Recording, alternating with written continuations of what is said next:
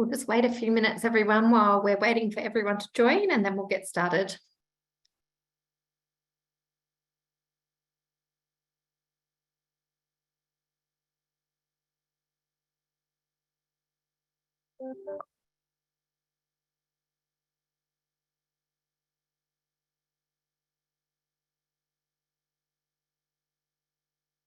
Okay, everyone, as we commence today, I'd like to acknowledge that country for Aboriginal people is a set of ancient and sophisticated relationships, and we have colleagues joining us today from many interrelated Aboriginal communities that are bound by this sacred landscape since creation. I'd like to acknowledge the Aboriginal custodianship of Aboriginal peoples of this place and space that has kept alive the relationship between all living things, and acknowledge the devastating impact of colonisation and commit ourselves to truth-telling, healing and education. Thank you to everyone for joining us today for the Accord Insights through an Equity Lens panel. My name is Kylie Austin, and I am the President of the Equity Practitioners in Higher Education Australasia. I'd like to thank our colleagues from STARS, including Sally Kift, Karen Nelson and Jason Thomas, for collaborating on developing this webinar today. There was a shared consensus between both EPHEA and STARS that the release of the Accord Interim Report is a pivotal and exciting moment in the Australian higher education landscape, and there was a need for all higher education staff to have access to an informed and robust discussion about the proposed ideas in the Accord Interim Report, so that we are all in a position to advocate and have a voice on these recommendations within our own institutions. I'd encourage everyone to be really active in the QA and chat functions today. If you could start off by introducing yourself and the country that you are joining us from, and then please use the functions to share these ideas and thoughts with you over the course of the webinar today, and our panelists and guest speakers will be doing the same. Today we'll be hearing from a range of experts in higher education to share their early insights on the Accord's interim report. And we will have Mary O'Kane joining us shortly. We are just waiting for Mary to jump online. So to get us started, we might hand to our first speaker, Sally Kift. A lot of our panelists today are talking through, they've had the evening to have a look at the Accord report, and they are sharing their early insights from the Accord based on their kind of very first read through. So we'll start off with Sally to kind of share her early insights while we wait for Mary to join us. So thank you for that, Kylie, and hello, everyone. My name's Sally Kift. I acknowledge that I'm on the unceded lands of the Turrbal and Yagara people, and I pay my respects to those First Nation owners, their elders past, present and emerging, and recognise that these lands have always been places of teaching, research and learning. And I acknowledge the presence of First Nations colleagues in the room here today. I'm hoping everyone can hear me. Okay. Yes, the chat is disabled. Kylie, if you wouldn't mind enabling it, please. So there's a lot to like in this report, and I hope I don't steal anyone's thunder. There are 5 areas for immediate action and 70 other big spiky ideas, hence the echidna on the front cover. But the echidna also holds Indigenous significance. If you read the acknowledgement in the front, for Professor Larissa Brent, the cultural story of the echidna speaks to the importance of sharing and reciprocity, which were values that guided the Accord panel's process. So this is a really welcome breath of fresh air, and I've just told colleague Kylie I'm finding it difficult to answer her questions, because the big idea here is the centering of equity, and the Minister's very strong focus on closing the education gap, as he referred to it in the National Press Club address yesterday. There are a lot of codependencies, and Verity is going to take us to them a bit further on. But this is the joined up thinking for national fairness and national prosperity that I think we've all been crying out for. There's clear guardrails to drive a new mission for HE, or rather for tertiary, really, higher education and vocational education accord. And there's a clear framing of an urgent need. The urgency is very clear for excuse me, a high quality and equitable higher education system as now being absolutely essential for the national future. It's very simply stated, and this can become our catch cry, I think, as growth for skills through greater equity. But the panel does acknowledge that HE completion and demand for places has actually been falling. 2021 completions were the lowest they'd been since 2014. Only 80% of young people finished year 12 in 2022. No public school other than in the ACT is funded to the Gonski recommended level, though every non-government school is. So our education system is recognised as inequitable. The panel makes very bold targets, suggests very bold targets. A lot of this is still in the suggestion, big spiky ideas phase. They want to increase the number of all people in the workforce who have a higher education degree from the current 36% to 55% by 2050. That means doubling the current number of domestic students. The report says growth needs to come in that instance from the underrepresented cohorts, and puts figures on that. That's 60%, they say, growth from low SES students, 46% from regional students, 7% from remote students, 11% from First Nations. And this is when the panel acknowledges itself that low SES and rural, regional and remote participation figures have gone backwards since 2000, they say since 2016, and certainly since the caps went back on. Though First Nation rates have increased, participation rates have increased, they're still 40% below parity. Carly asked us to say what were the big impact ideas. The big impact ideas were the 5 priority ideas for the immediate effect. I'll just go through them quickly. So the $67 million for 20 more regional study hubs, or country university centres as they were called, and 14 new approach suburban study hubs. These are place-based, community-led support for visible local access to tertiary education. It's my understanding they're not in any way owned by universities, so some of the other commentators in the sector are going to have to get their head around what these actually are. And I look forward to Chris Rowan, who's on the panel, talking about them later on. Big, huge win with the end of the punitive 50% pass rule. And the minister in his address yesterday said that more than 13,000 students at 27 universities have been forced to quit under that job ready graduate package travesty when they should have been helped to pass. Demand-driven funding has been introduced for all Indigenous students, but we've still got a long way to go to parity, but that's very welcome. The funding guarantee, where everyone keeps their current, all the universities keep their current funding, is going to be extended for the next 2 years, for another 2 years to 2025, because job ready graduates package is gone, but providers will need some certainty to maintain their focus until that happens. This is huge news, well, apart from the certainty of funding, which is always welcome. But huge news, because if any of that money is unexpended, it must go to support equity outcomes, and it can be shifted to enabling. Wow, we get to shift the other way, finally, back to enabling. And it can also be used to support academic and other student support services, including mental health and scholarships. It would be good to see that enforced, so that onus is on all of us. And the 5th big immediate idea was to have better university governance so that they could be good employers. Direct action on working conditions, precarity and wage theft, because staff working conditions are obviously student learning conditions. And 50 to 80% of undergraduate teaching at the moment is still done by sessional staff.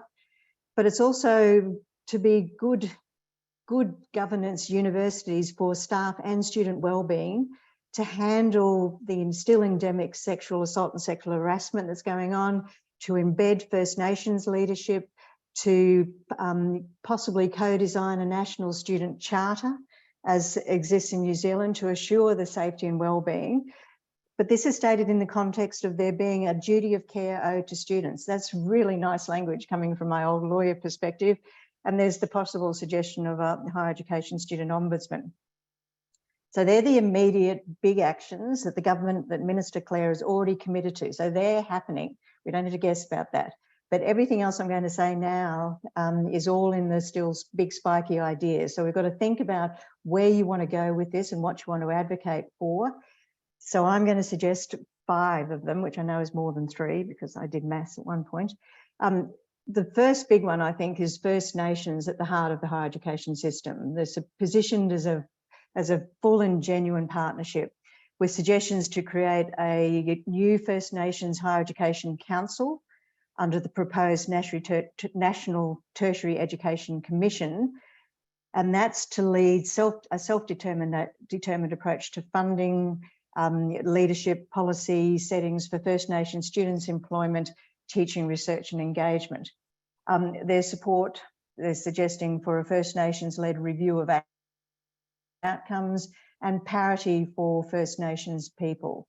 So that's First Nations at the heart of the higher education system. In this University Accord and National Year of the Voice referendum, it's a good place to start, I think. The second big one that leads on from that is they want more students in the system. And as I've indicated, they understand that it's going to have to come from underrepresented populations at the moment. So there's a big ambition for population parity in participation by 2035, supported by student-centred needs-based funding. This is huge ×2. It's huge because the equity group parity by 2035, and most of the groups are mentioned, so that's low SES, students with disability, regional, rural and remote, and that's to be done by setting achievable interim targets. But it's also to be supported by needs-based funding. And this is, again, this is another huge thing, like the school system funding, to account for the additional cost of educating and supporting equity-bearing students for success. So that's to encourage whole of sector growth. So we did have some work done by Marcia Devlin and colleagues out of NESHE that suggested that it costs up to 6 times more for undergraduate students, up to 4 times more for postgraduate students, the additional costs. And there's a clear recognition in the report that the current equity funding is inadequate, especially for students with disabilities. So I'm looking at Darlene McClellan's picture there. Hi, Darlene. They cited ADSET, and so it'd be good to hear from you later on. But there's also a recognition that we need more granular and practice-relevant data to inform this policy and track progress. So this is both at a sector level and at an institutional level to track existing and emerging equity cohorts. And you see mention in the report made now of improved data on disability, being first in family, students who are carers, who are care leavers, from single parent families, children of asylum seekers, and to track also for cumulative disadvantage. The third big thing, so that's funded parity with data, that's huge. Another big idea, systematic investment in student support and equitable, efficient help arrangements. So there's a big appetite expressed around reviewing student finances and all the barriers created by student poverty. Everything seems to me to be up for grabs, ranging from what will replace job-ready graduates to refreshing 30-year-old HEP to financial support for mandatory will, degree apprenticeships and other ways to combine paid employment and study, a range of things. So this is our big time to do that push on student poverty and student income support.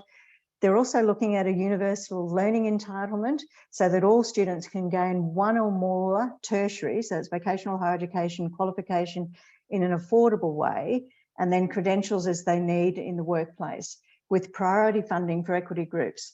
And this is suggested to be possibly achieved through an appropriate combination of public subsidy, student contribution, and potentially appropriate workplace contribution.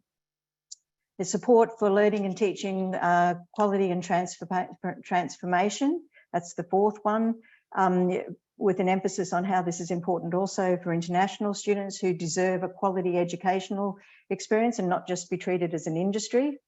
The current inadequate levels of current student support are called out, and the desperate need for quality learning and teaching and curriculum design is identified. It would be a travesty. We need to support every student. We can't afford to let one student equity enrolment go because we didn't learn and teach them well. The panel talks about scaffolded learning support to help students achieve their qualification in minimum time and at minimum cost. And the panel asks, and it's an excellent question, what would encourage the sector to move beyond TEXA minimal standards approach and pursue systemic excellence in learning and teaching? Very good question. And there's strong support for enabling education as pathways. So, and we're going to hear from Karen Siri a little bit later on, also on the panel from NEA. The final matter that I had was the serious lifelong learning commitment and for an integrated tertiary system. This is a serious equity piece as well. It's talking about connected pathways, but critically for our equity group students, improving recognition of prior learning and credit and work experience enabled through a national skills passport, a very mature yippee from me on that. Making it easier for students to enter and exit and return to higher education with recognition of prior learning and a national approach to tertiary admissions. There's something to ponder, and how we can join all that up. So the new systems approach is for a tertiary education commission that will advise government and oversee these reforms. That new commission would house, hopefully, the First Nations Higher Education Council that I've mentioned, a National Learning and Teaching Committee that Liz Johnson, Jason Lodge and I and 22 of our sector group friends advocated for, and on page 114, a new equity commissioner. So there's something to think about. A levy on international student fee income to do a range of these things, and reflating the idea of a national regional university. There's a few things that are underdone. I think it's the personalised career advising that we still need to pay attention to, the parity looking for employment outcomes. The suggestion of a national jobs broker system would help with that. The outreach to non-school leaver cohorts, I think, needs still more attention. Mental health and wellbeing is a big one for me. It gets mentioned and it's proposed under the National Student Charter, but we're so behind in the UK on this. I think we've got more work to do. There's little focus on postgraduate equity, including higher degree research students. There's one mention of research training targets for equity group students, and there's misunderstanding of undergraduate certificates, but that's for another day. So let's focus on student poverty, on cumulative disadvantage and how we might collect data around that and the new possible cohorts. If you're looking for new cohorts, now's your time, and stitching together various parts of the system. Thanks very much. Thanks so much, Sally. As always, a really quick and good overarching summary for us to start off with. We've just had Mary O'Kane join us. Mary, can you hear us? Yes, I can. Oh, we've got you. Fabulous. So Verity, we'll hand over to you to introduce Mary. And I'm sure that Mary, thank you, Mary. I'm sure that Mary really needs no introduction to this sector, particularly now after the extensive consultations and really generous collaboration that has been done by the panel in the lead up to this Insights report. I think people are pretty excited about it, and we're really, really happy to have Mary with us here today. For those who don't know about Mary, she really is the perfect chair for a review of this sort. Not only was she the New South Wales Chief Scientist and Engineer for over 10 years, she's also been a Vice-Chancellor. She was a Vice-Chancellor at the University of Adelaide, Deputy Vice-Chancellor of Research at Adelaide prior to that, and Dean of the Faculty of Information Sciences and Engineering at the University of Canberra. So she brings an enormous wealth of experience in both universities and in public sector policy reform, and it's really wonderful to have you here today with us, Mary. Thanks, Verity, and thank you all. I was actually going to cover the equity issues in the report, but I think Sally might have covered them, did she? I've been trying to get in for about 20 minutes. She's given a pretty good overview, Mary. Well, in that case, I might not cover them. And that's really what I was going to say, was to say that equity is at the heart of things. The main sort of theme of the report, as I've said many times, is skills go through equity. So the big delivery parts of the report are on skills, equity and knowledge, new knowledge meaning research. And we won't be able to get to the skills targets without the equity target. So equity is not an option. equity is mandatory for getting us to a secure national future, both economically and socially. Feedback has opened again for the report, and that will go to the start of September. There's a limit of 3 pages on the feedback, but you can add as many attachments as you like. But I do encourage you to be succinct in what you say. It was good to hear, I just heard the end of what Sally was saying with some constructive criticism there. That was very useful. Really like to hear people pulling things apart, telling us what we could do, telling us how we could improve, telling us what we should drop. There's been a bit of criticism that the report has too many ideas in it. Should only of the ones in the equity space, ones we should leave alone. Particularly require help in what should be the extra amount in the Commonwealth supported place for an equity student. How do we manage the costings on that is quite a challenge. The other thing is we strongly suggest in the report that equity is not a matter of just getting people into a university. It's about getting them through and getting them through in minimal time at minimum cost and with minimum sort of welfare needs. And so one of the issues we bring to the table is a package of connected things, helping people with aspiration, helping people with entry to university, helping scaffolding support while they're there, helping with things like placement, looking at income support, looking at the HECS arrangements and how we can modify those to be fair, and then looking at how the greater aspects of the system support all that. And it's true we haven't put maybe enough emphasis on postgraduate equity issues there, but we are going to put strong emphasis on targets, which is where we will pick that up, and targets for various equity groups, as well as big targets for the overall numbers over time, because there's a whole theme of metrics and data in the report, and nowhere is it more important than in the equity space. Verity, I might leave it there. Happy to answer any immediate questions. I'll throw back to Kylie, who's the main MC.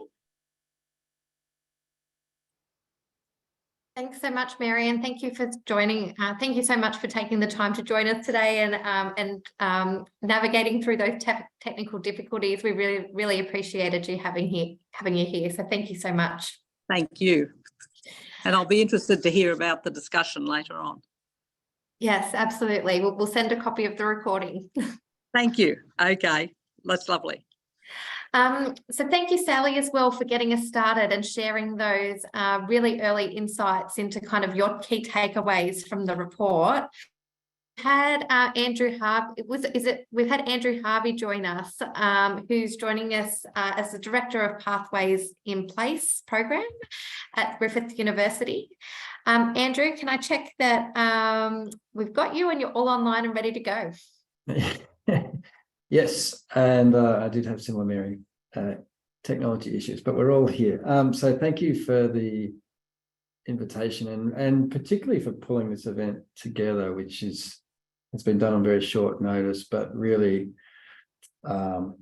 exciting event, but also really good to see such an equity focus when we know there's a rival event that's a bit less equity-ish down the road. So appreciate the time. I want to acknowledge the traditional owners, of course, up here, and I think that's probably the first point to make about the Accord report as well, is that it's quite interesting actually, because not only does it have a very strong First Nations first thread to it in terms of the demand-driven system opening up to Indigenous students as well in all parts of Australia, but there's also quite a flavour of self-determination and sovereignty in the language, which will be interesting to see how that translates to policy, but I'll talk a little bit about that as well in my 10 minutes. I'm going to talk just a little bit about pathways, which again is quite a strong theme of the report, and then a little bit about mission-based compacts and community-led work and really tying to some of the work we've done in recent times with communities. And then maybe just a couple of quick reflections on the equity framework more broadly. But I think obviously the document's very aspirational. There's a lot of equity language throughout it, and I think in general it's very positive from an equity and diversity perspective, notwithstanding everyone's unhappy with various bits of it, as they always are. I actually also like the tone and the stage of this report. I feel like it's a good interim report, and there's plenty of opportunity for it to be shaped further.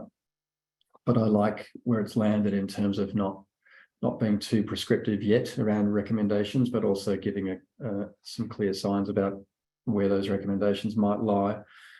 So I think that gives us a lot of space in the next few months as well to keep shaping it and to inform the final report. So that's really encouraging. On the pathways issue in particular, really encouraging to see a focus on enabling programs, and many of us have been advocating the importance of enabling programs for a long time now, and they were declining. They were sort of going gentle into that good night really under the previous government, through some subtle and not so subtle cuts. So it's exciting to see that privileged again in the report. Enabling programs to me are also a good way through this debate that seems to have occurred in recent months about free university versus HECS, and versus deregulated fees, which every vice chancellor in the country except one supported less than 10 years ago, of course. So we've gone from an atmosphere where university managers were supportive of complete deregulation of fees almost to advocacy around free university. So it's quite a journey that we've gone on. But what the research, of course, says is that tuition fees, notwithstanding the income contingent loans, are a barrier to some students, and the enabling program data is very clear that only enabling programs which are tuition free, and not all of them are, of course, but most of them are, but only the ones that are tuition free bring in different cohorts from undergraduate students and from vet pathways as well, in terms of the high levels of vet. That the advanced diploma, and even Cert 4 students are typically not very different from the undergraduate university students in terms of demographics. It's only enabling programs which have such high proportions of Indigenous, low SES, and students from regional and refugee backgrounds as well. So encouraging to see a focus on that. And obviously we've been advocating as well for enabling programs to be part of the AQF, and for some more consistency around that. And I know that there's been a group of universities working around benchmarking as well. So there's been a lot of activity and research in that space. So that's a really good opportunity, I think, to further that agenda, with enabling programs serving almost as a bridge between these competing poles around free university, which really is unlikely to be affordable in terms of the overall budget context, and would only be affordable in limiting supply. And I think HECS has enabled an expansion of the system, and a reasonably equitable expansion at that. But we know that even with HECS, there are a lot of students who aren't coming in, and they come in through enabling pathways only because they're tuition free. So that's really exciting. We do have about 50% of load at the moment across only 6 universities. So the enabling patterns are very unequal in universities and states. So there's a real opportunity to get some more consistency around that without losing institutional diversity. Just on schools as well, I wanted to talk just for a minute about school tracking. There is reference to unlocking Indigenous numbers through expanding the demand-driven system to all parts of the country for those students. But even in Queensland, 75% of Indigenous students in schools do a non-ATAR pathway. So it's an extraordinary proportion of Indigenous students who are going through a non-ATAR track in schools. It's about 40% of the whole state. So very large proportion anyway, but a really large proportion of Indigenous students. And even Victoria, we know about half of Indigenous students were doing VCAL before that became revised in the last year or two. And we also know that only 5% of students who do non-ATAR tracks go to university in Queensland, and we know that less than 1% of VCAL students go to university after completing. So while it's great that Victoria is reforming the Certificate of Applied Learning in particular, what you see around the country is tracking of not just Indigenous students, but low SES students, a lot of equity group students overrepresented in these non-ATAR tracks in schools. And that's going to make it very challenging for universities to meet the equity targets that are being flagged by this report. So there is reference in the report to more joined up approaches, but again, more of a vet focus than a schools focus. And what we're seeing in the school to higher education pipeline is really reproduction of privilege primarily, or privilege laundering, they call it in the US, sort of dressed up as meritocracy. So I think while there's reference also to a Gonski model in universities, we know that the Gonski school models led to the way it's been implemented has been almost the opposite of what was intended. So we need a lot more work, I think, around the school and higher ed pipeline, and it'd be great to see the report pick up on some of those issues a bit more. And just quickly on mission-based compacts and community-led work, it was encouraging to see a focus on community engagement in the report and what that might look like.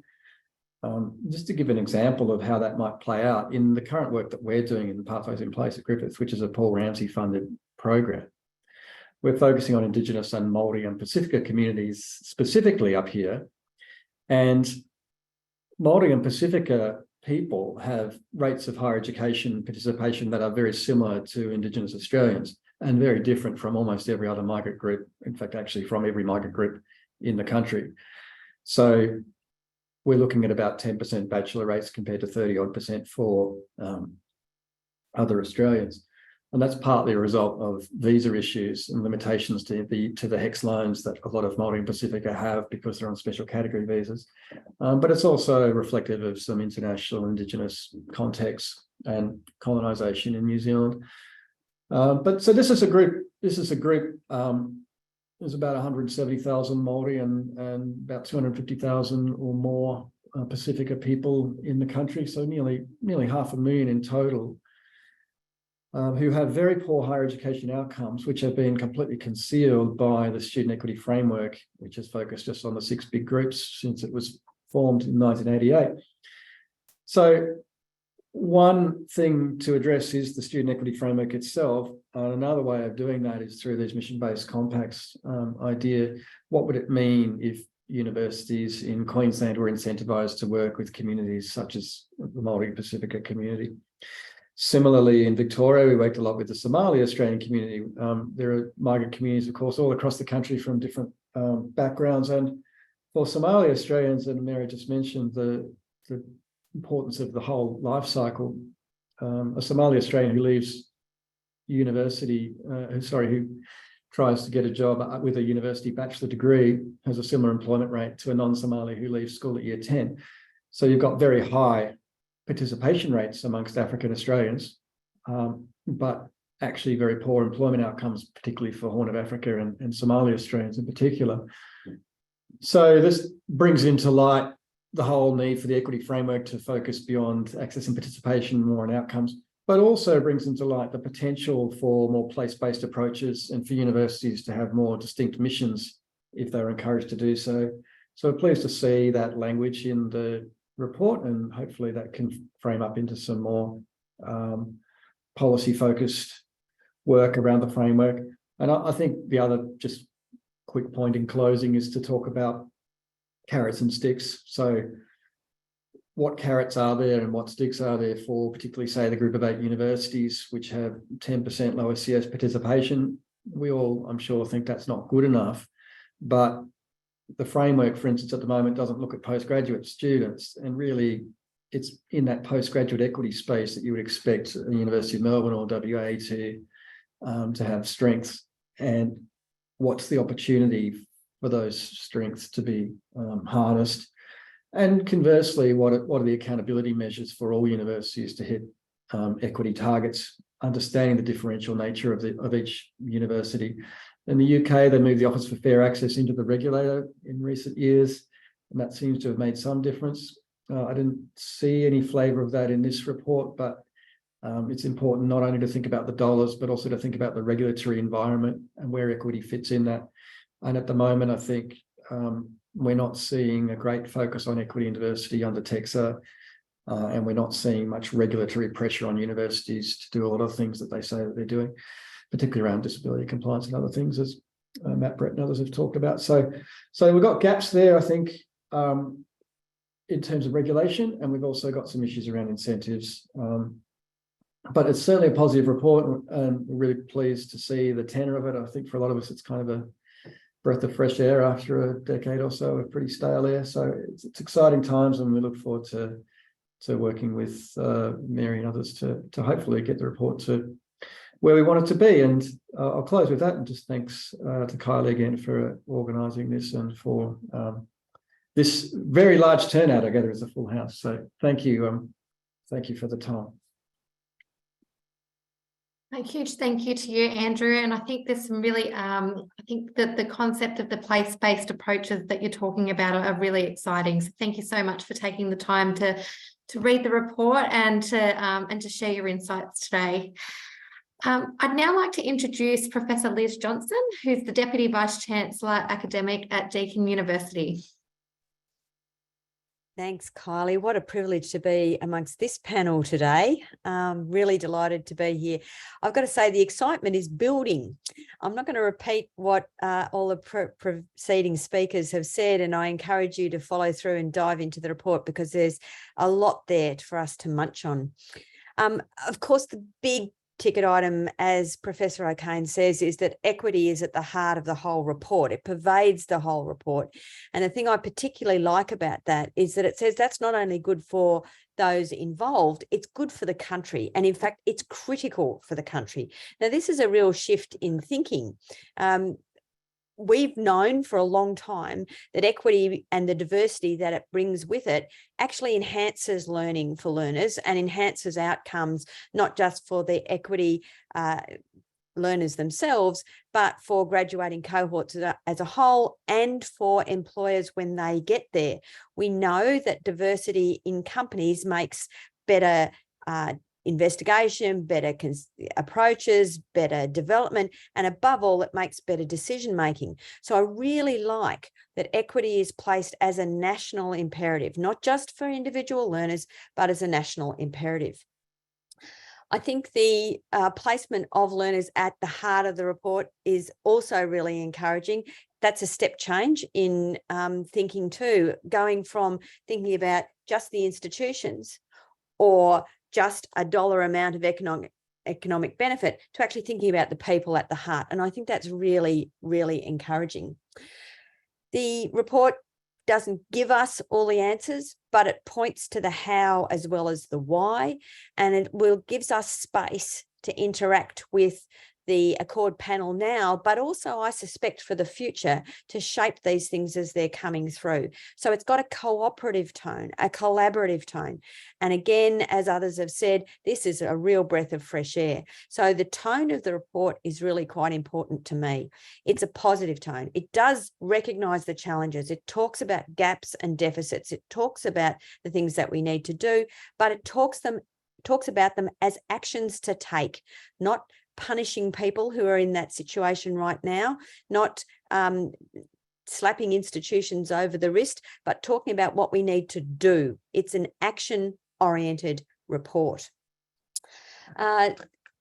Particular things that jumped out at me. Of course, the fact that we've got immediate recommendations and that the minister has committed to them straight up is also a really encouraging step forward. I don't know how many of you watched Utopia last night. I took a brief break from my reading to look at it, and there was the classic case of the great report that sits on a shelf and is never enacted. This one has gone straight to action, which I think is a splendid start.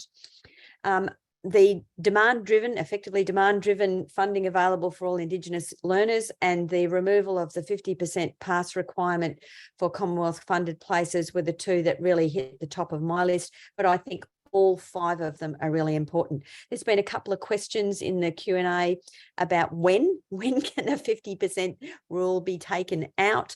My understanding is that will require legislation. So we need to look at the federal legislation calendar.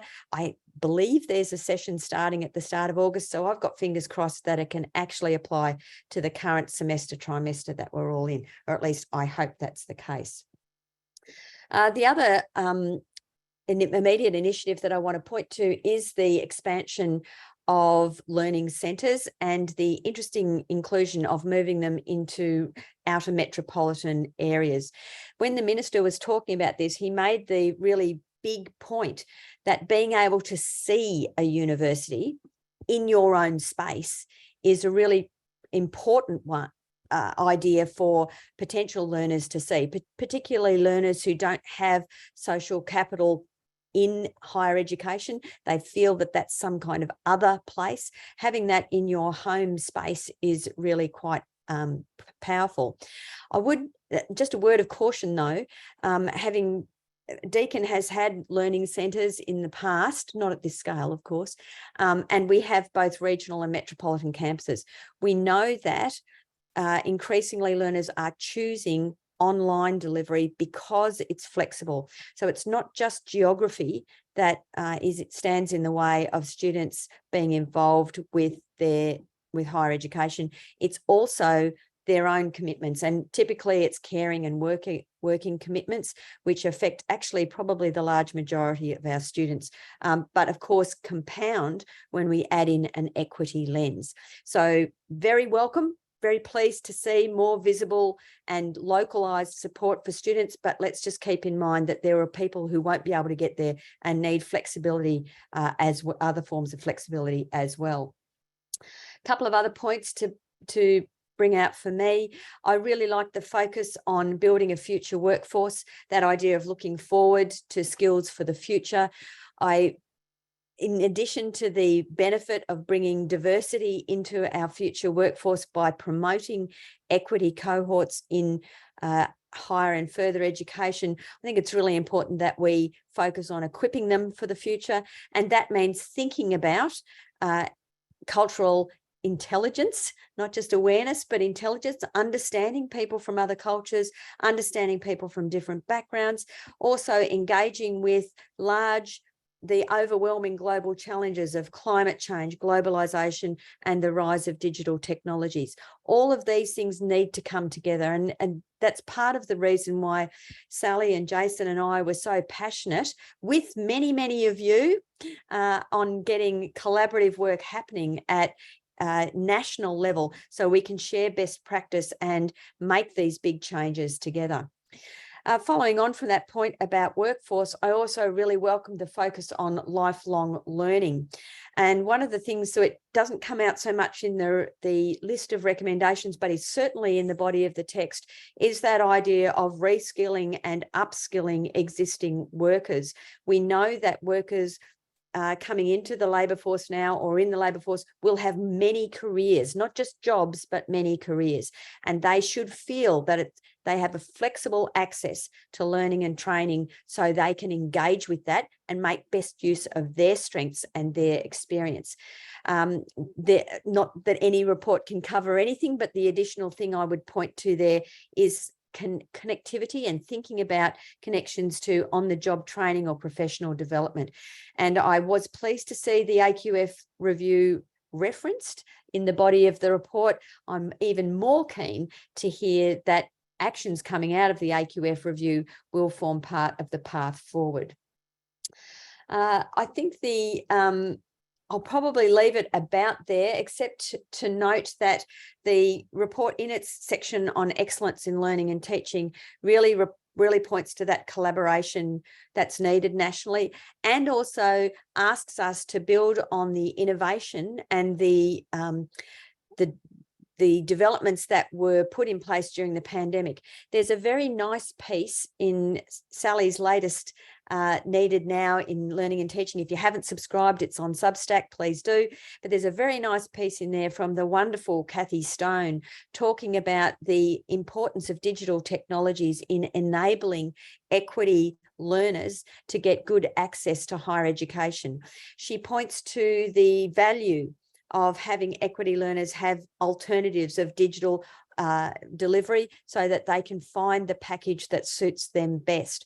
We know that at Deakin, when we took our assessment online, and we're doing our level best to keep it online, we've discovered that there's a significant number of our equity learners who have really embraced that and been empowered by it because they can use their own learning aids, their own situation, instead of having to translate that into an exam setting. The other side of that story, of course, is digital disadvantage, is again another role for the distributed learning centre network. But digital disadvantage, we must pay attention to this as we expand the number of learners that we want in the system. There are other barriers here to trip us up.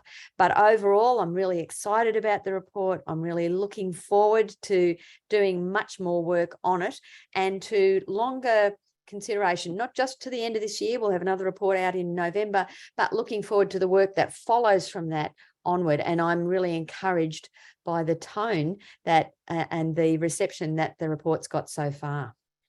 So I'll hand back to you, Kylie. Thank you so much, Liz, for sharing your insights there. And I think that, you know, certainly on the ground as practitioners, you know, we're hearing that need around flexibility as well and the online learning. Now I'd like to introduce Verity first, who will be sharing her very early insights in terms of the outcomes of the Accord. Thanks, Verity. Yes, hello everybody, and I'm going to try very hard not to repeat what other people have said. I have prepared some slides though, so I'm going to share my screen and you can let me know if something goes wrong. Let me just make sure it's open. Excuse me for this.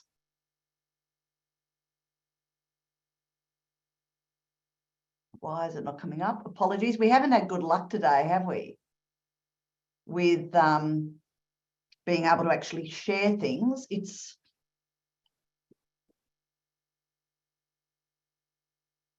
was sharing beautifully before. There it is. Okay, let's do this. Yeah, we've got it, Verity. Great, wonderful. Well, I'll do it. I'll get it to the slideshow so that I can actually, you know, wow you with my animations. Not that they're that exciting, but thank you everybody for joining us today. I think it is a really exciting time for equity practitioners because, as both Liz just said and as Mary outlined, we have a fundamental focus on student equity and participation that is absolutely at the heart of this review. And not only that, at the heart, the way that they're talking about equity and participation and access is as a nation building reason. You know, this is beyond just trying to be nice to people. This is actually about doing the right thing for the country more broadly and for the skills needs for the future. So it's framed really nicely. I thought I'd quickly, for those who didn't watch Minister Clare yesterday, I do encourage you to watch it or dig out his speech, because what was good about the way he opened was he said, look, yes, this is an important piece of work. There you see Australian University Accord front and centre there, but it is actually part of a number of pieces of work that are happening concurrently in the Australian public policy space that are all part of a continuing equity focus. So he talked about the inquiry into childcare and early childhood learning, which is happening at the moment through the Productivity Commission, the review into the National School Reform Agreement happening at the moment, the national skills reform that's happening, the employment white paper that's being produced through the Treasurer and through Commonwealth Treasury. He's saying these are all really important elements of the whole of the continuum, and we need to be making sure that every step of the way in all of these outcomes we are driving equity outcomes and equity interventions. In particular, which I thought was a really positive framing to look at too, is he said it's not just up to universities to be doing all the heavy lifting. If people arrive on your doorstep, we recognise that a lot happens to them prior to that or after that, and we want this to be a continuum approach. We actually want to make sure that we're investing early in childhood education and care, that we're actually delivering for national school reform and funding agreements, and that all of these priorities and equity focus will lead to better outcomes as students enter university and other tertiary education options. So it's nice to see that so holistically presented, and I encourage you to go and have a look. We've already talked through these. I'm not going to talk through these. These are the priority recommendations, but as other speakers have said, the good news is 4 of them are very, very much focused on equity. So, as I said before, and as other speakers have said, growth through equity. This is what the government's talking about. They're saying, look, there's a whole, we actually, in order to achieve as a country, we are going to have to set pretty massive targets around tertiary attainment by 2015. They're suggesting 55% attainment for people aged 25. Actually, I think that should be to 54, not 24 years. So these are the problem of doing slides really quickly. 25 to 54 years by 2050. The Australian higher education, their system will therefore need at least an additional 1.2 million Commonwealth supported students in 2035 and an additional 1.8 million in 2050. Where are we going to get these students that we need? And they're primarily saying, well, one of the big ways we're going to actually get these students to fill these skills gaps and be able to take the opportunities of these high skill jobs of the future are going to be by increasing participation in our equity cohorts. So they're saying here on your left-hand side, you can see where the current undergraduate representation level is. And that is the growth that they are wanting to achieve by 2035. So in terms of new students entering the market, for want of a better word, or entering higher education, 60% of that growth, they're wanting to see through low SES participation. About 53 or something, a little bit under 50% needs to be coming from rural and regional, remote students, as well as, of course, around 11% for Indigenous. So they're really saying equity participation will drive what the country needs for its skills growth. And how are we going to do this? Well, as has already been mentioned, by setting ambitious targets. What's interesting is they're floating the idea not of university participation targets, but for holistic tertiary education participation and attainment targets.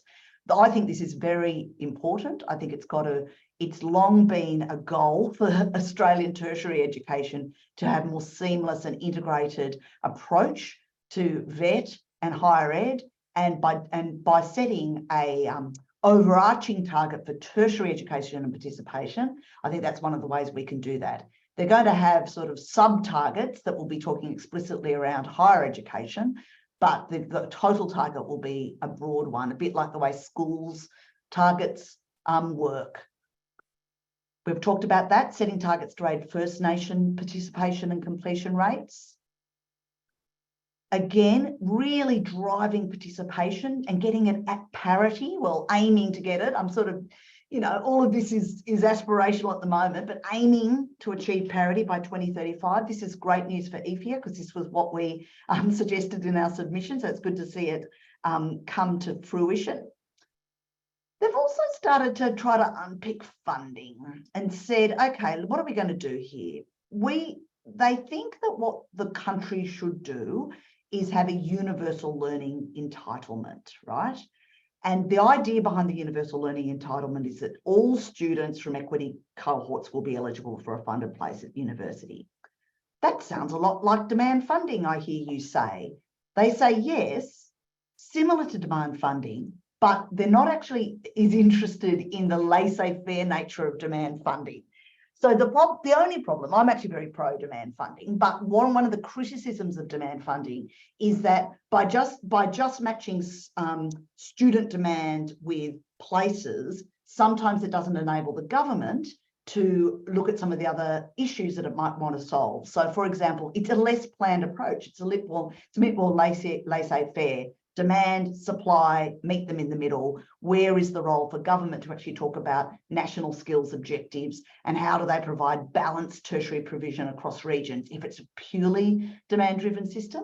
So in some ways, this universal learning entitlement is trying to get the best of both worlds, essentially funding, providing that funding for equity students who are eligible for a place, but also enabling some form of centralised planning to come through what they're suggesting should be the Tertiary Education Commission, so that there can be some planning around skills objectives and making sure that the places are evenly spaced geographically where they're needed.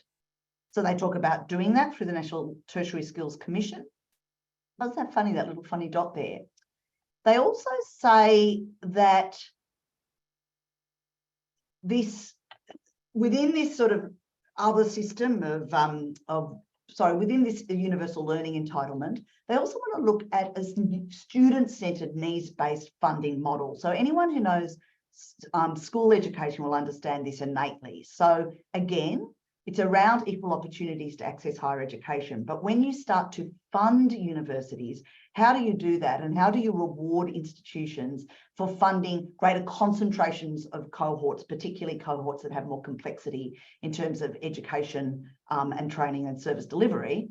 So they're saying, we can't be completely like a voucher model. They do need to provide institutions with certainty and stability, but they want the per place funding rates to be able to adjust to reflect changes in innovations in delivery costs, teaching practice and curriculum, and also recognising that the cost of teaching differs by student cohorts, and also the cost of teaching can differ by concentration of student cohorts.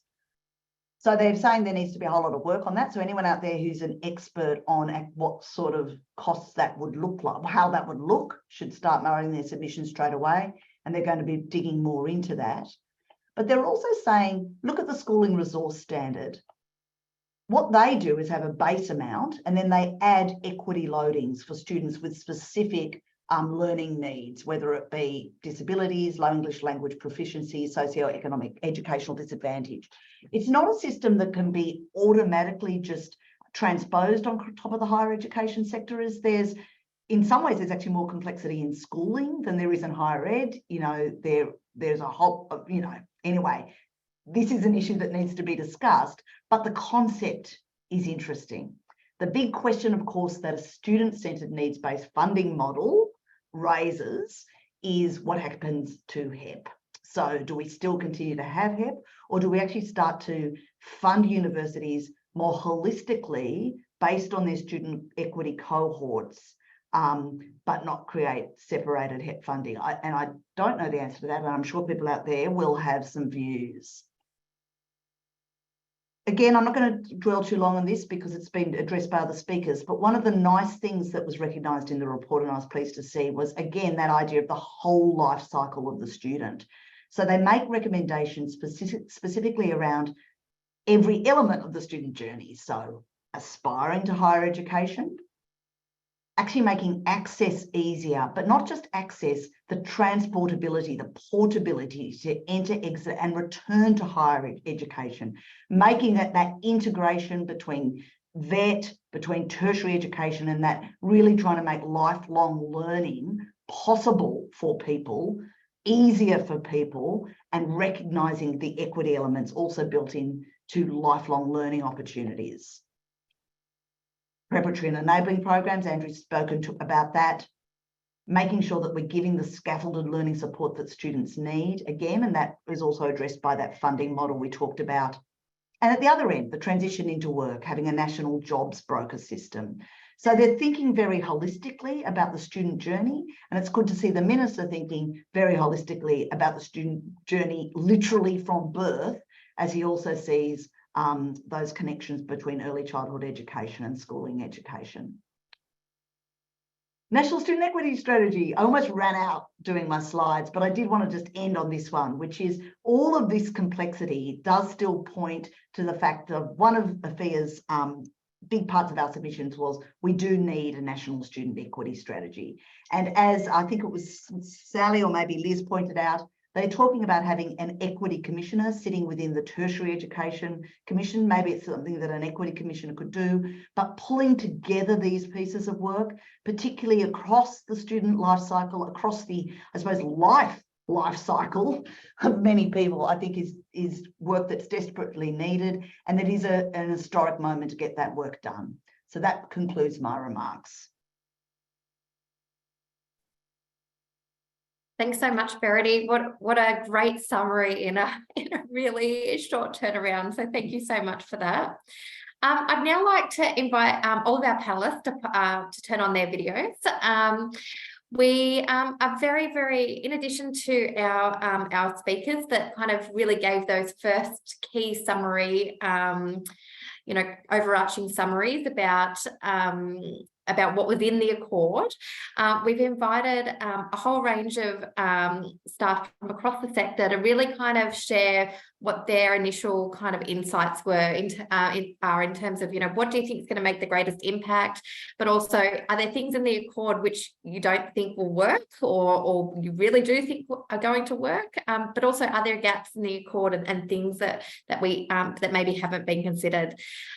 So we're joined today and I'm going to let them introduce themselves by a whole range of speakers. And what we'll do is we'll kind of go around, get them to introduce themselves, get them to give their opening thoughts, and then we're going to take Mary up on her challenge to really dissect the report and really think about what will work and what's maybe missing from the Accord interim report as well.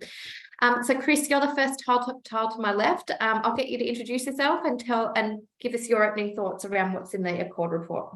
No, thanks, Kylie. Hi, everyone. My name's Chris Ronan. I'm the CEO of the Country University Centre.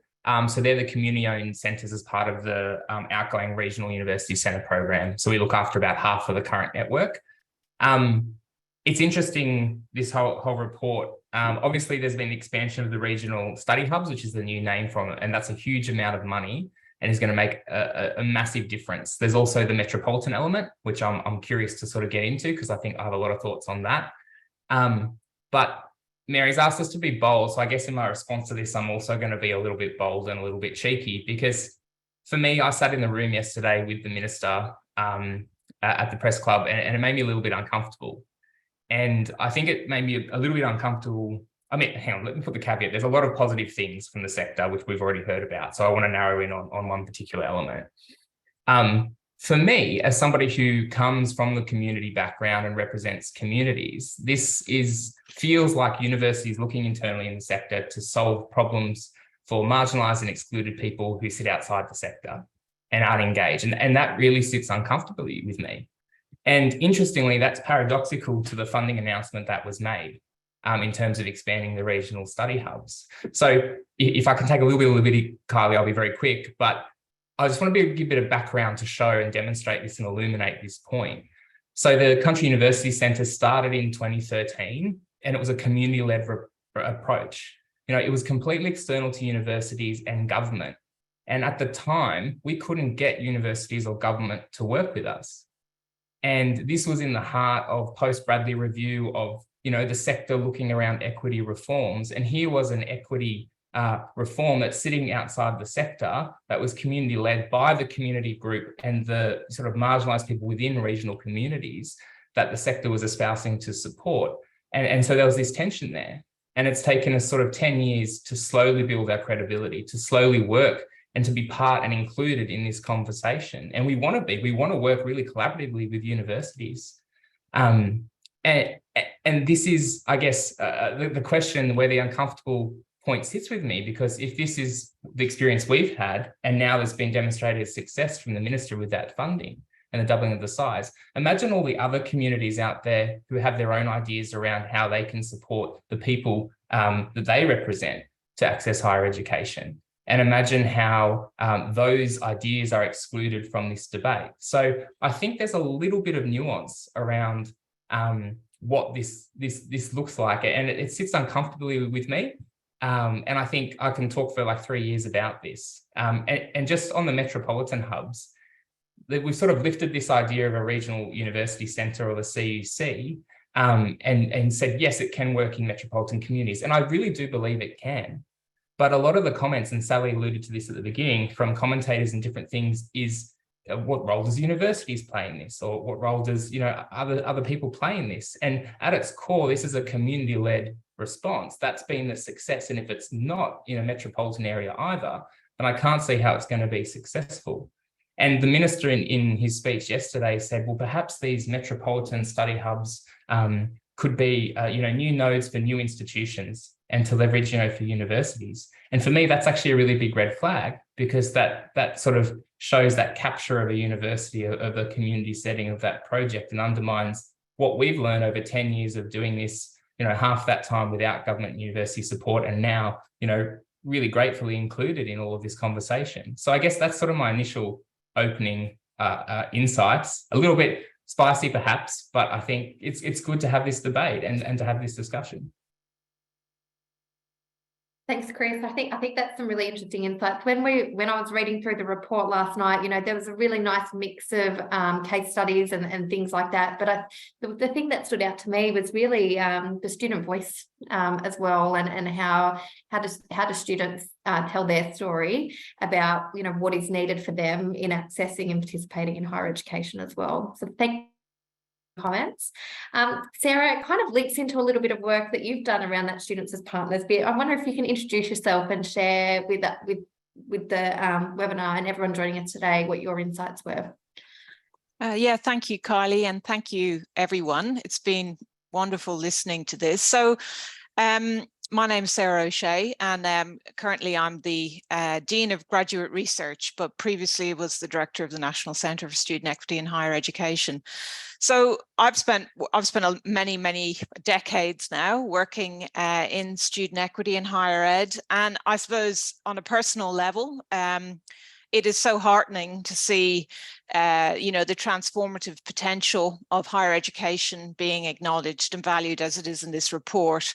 And I know I'm preaching to the converted in the forum, but there are still many people in the community that do perceive higher education as something that should just be bestowed on the deserving few, or that there's an expectation that learners need to adapt to existing systems rather than the system changing to accommodate diversity.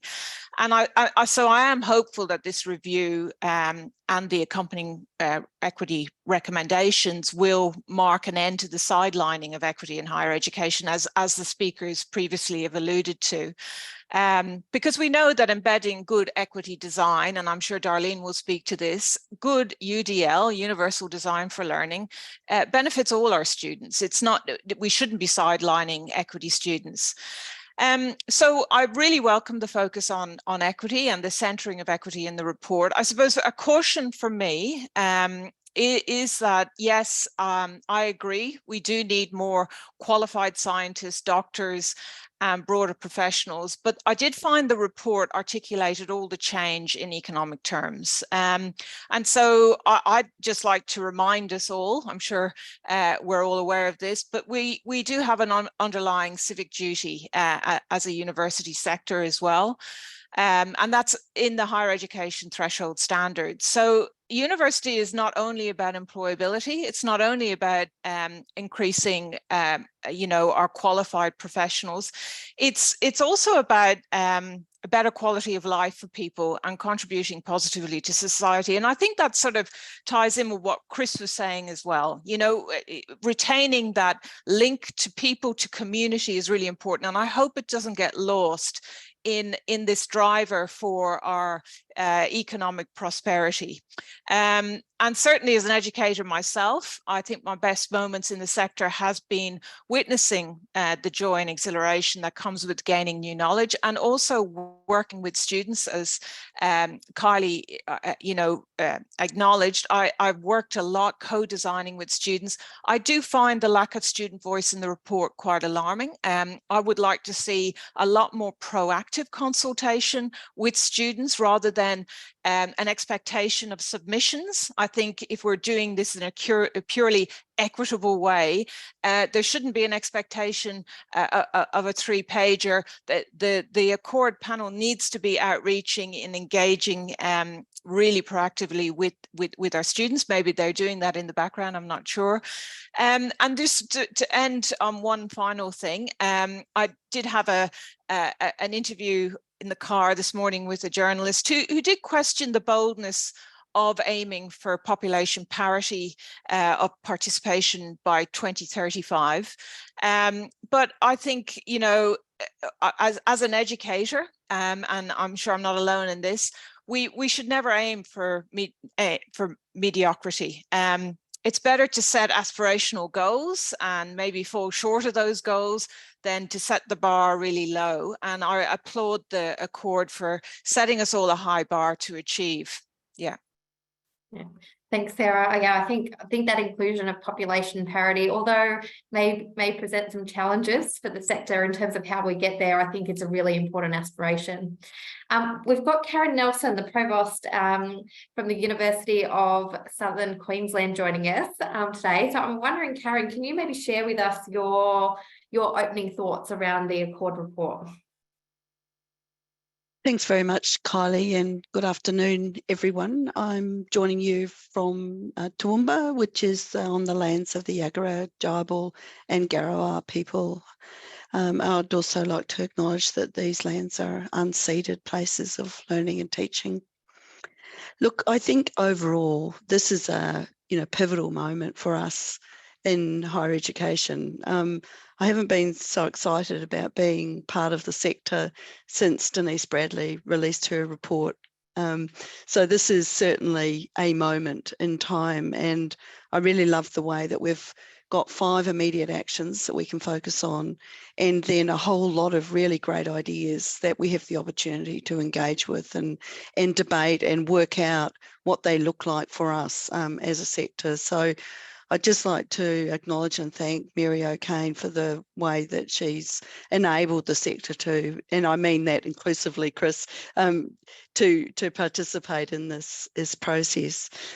Look, I am interested in the concept of growing our higher education system and what that means to us as a country, and not just in higher education, but across all of our education systems.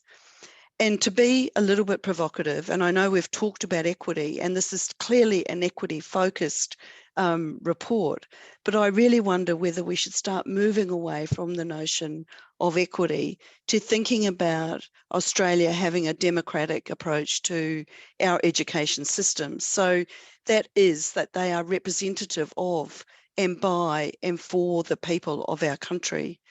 And that leads us to a really important theme in the report. And I know Maria's on the panel and I'll defer to her comments, but the importance of our education systems through all the levels, reflecting the importance of First Nations people and their ways of knowing and being and doing as an inherent part of our education systems. And that idea of having a democratic approach to education, for the people, by the people, and of the people, also means that we can stop thinking about the data about certain equity groups or the labels we assign to that data and think about inclusiveness. And that leads us to the prospect of, what does universal design for learning look like? So I think it's an opportunity and it's a moment in time to perhaps rethink some of the fundamental underpinnings of where we're going. And this is not in any way saying equity isn't important. It's absolutely important, but maybe we need to think of a different way of talking about it that is really about our country and who we educate and how we educate people. So I think some of the enablers of the ideas in the report will rely on a national and collaborative approach to redressing these inequalities that currently exist. And so that means, for example, one of the things that we know we need to do is work closely with both vet providers and through TAFEs, but other community organisations and importantly secondary schools to actively create pathways to education, whether that be university or TAFE, for those students. And it's the majority of students in regional areas who are in non-ATAR pathways. So if we're only focusing on what are the ATAR pathways, then we're automatically leaving behind the vast majority of students who are in our secondary system. So as the next step providers in that tertiary system, we need to think about how do we work with those secondary schools to provide pathways for that non-ATAR group, of which most senior students are in. I think the notion of I think it was a learning and teaching committee focused on learning, teaching and student success. And I know this is something that Sally and colleagues have written, and Liz, sorry, and colleagues have written about extensively, is going to be really critical, because in order for us to learn from each other and have a joined up approach about how we're going to achieve a democratic, education system, we really will need to collaborate. We'll need to share knowledge. We'll need to esteem learning and teaching and the professional staff and staff who work in the third space for all of the efforts that they put into this work. In some ways, I'd like to think about, how do we distinguish between the different aspects of that esteemed profession? So learning is an input, the learning is the process, and student success is the output, and all pieces are incredibly important. So I'd like to think about that, a coordinated approach to that as being critical, so that we can leverage and synergize good practice across the sector. I know Karen Series on the panel, and I hope she will make some comments about a national approach to enabling. The foundations of that work have been well explored by NIA, and I'm looking forward to hearing Karen's comments on that. One of the things I'm really happy about is that immediate reversal of the 50% rule. We know that it's had a devastating impact on students from disadvantaged backgrounds. They've been overrepresented in the data, and it was a punitive approach. I'm really glad that it's going, and I'm like Liz on tenterhooks looking for that legislation so that we can hopefully see some backdating in that as well. So this is very exciting time. I would encourage colleagues to think deeply about some of the recommendations, but how do we move on for a truly equitable, to a truly equitable system that privileges all people from all backgrounds with all sorts of experiences, and particularly focuses on privileging the voices of First Nations people in our education ecology. Thanks so much, Karen. The focus on First Nations really at the forefront of the report, I think it was a real privilege to see that from the Accord panel. We've got Professor Maria Rossetti joining us from the University of the Sunshine Coast. Maria, can you tell us a little bit about what your thoughts were around the Accord report? Wonderful, and thanks for having me on. Look, I'm very positive like everybody else. It's an exciting time, and it's wonderful to read and to see the reaffirmation of the importance of equity in higher education.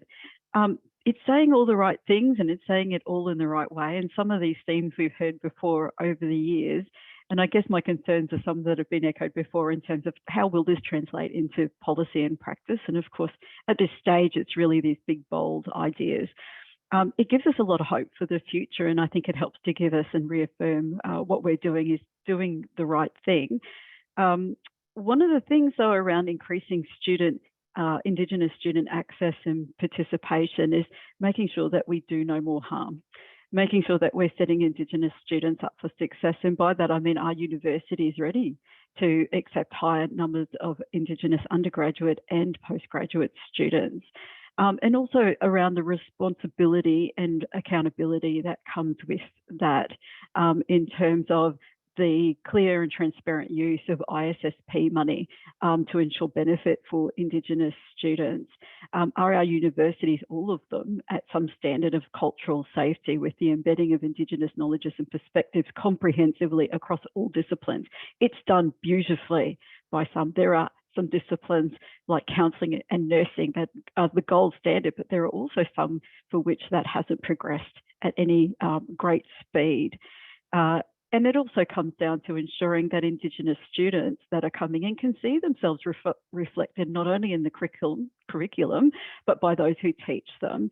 So do we have parity of Indigenous staff who are teaching, Indigenous students, to make sure that these spaces and places are one where people feel comfortable, can aspire and continue to dream for those great futures?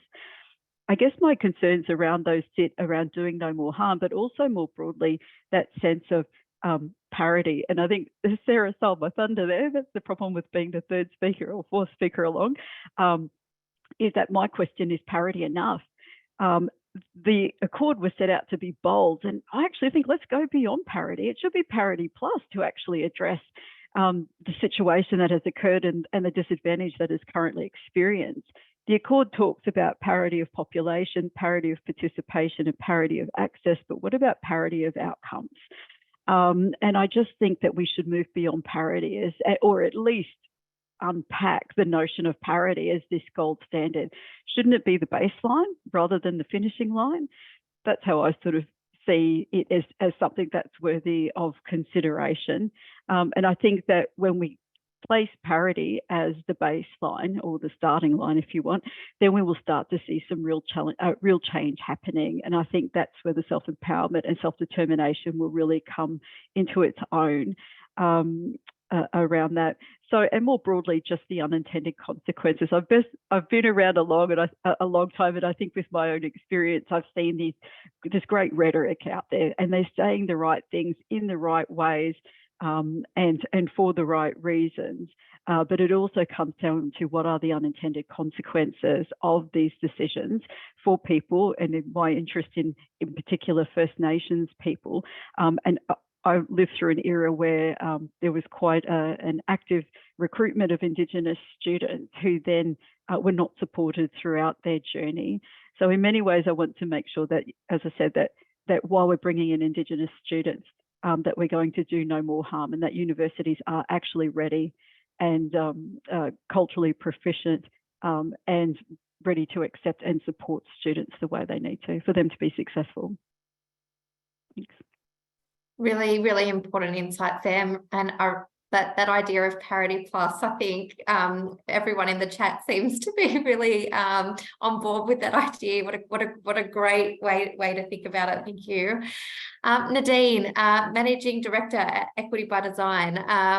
Can you share with us I know you've got some thoughts around the population parity as well, but share your thoughts with us around the Accord Interim Report. Yeah, sure. Thank you, Kylie, and all.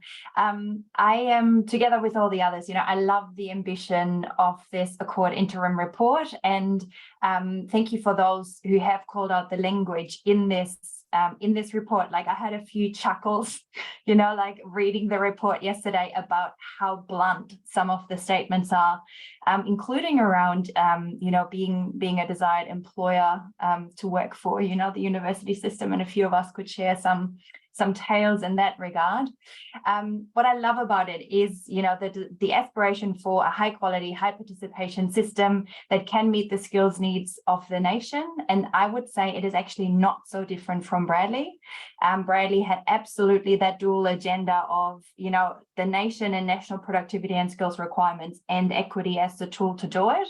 But what I think this report does is it doubles down, and it really asks the questions quite bluntly of what would it take to fix this. And I think we should, retain that level of ambition and sort of that lens to say, what would it really take to fix this? Because we've tried, this is not a greenfield site. We've been in this business for a long time, and many others on the panel have spoken to this. But, what are we going to do to shift the dial?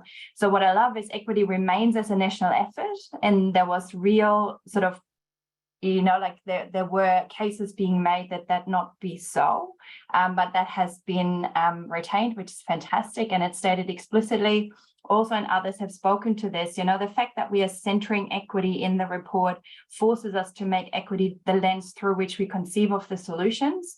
So Mary said it's a package of connected things, and I think that is really important. So the question to us is, how do we stitch together a process that will work, and Maria has just spoken to Indigenous students, but like that will work for all of the diverse student cohorts that are coming into the sector, and that absolutely has to be from the perspective of the students. So I totally agree with comments by Sarah and Kylie and others. At some stage, we need to bring the students back into the conversation to say, here's the proposed solution. Do you actually think this will work for you? The other concern I have is around ramping up the numbers. So again, yes, all the way for parity, but how do we ramp up the numbers in the desired timelines?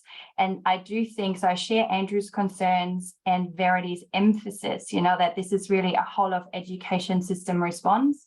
Australia has one of the most inequitable schooling systems in the world. We have just lost a whole, tens of thousands of students through COVID lockdowns. So it is not that the pipeline is teeming. I know we have the baby bonus generation coming through, but I have real concern, and the ERA did some modeling around what it will actually take, to ramp up the numbers in the way that the panel is currently suggesting to get to the 55% participation. So yes, I think it's an actual concern, and I would hate to see us set up for failure.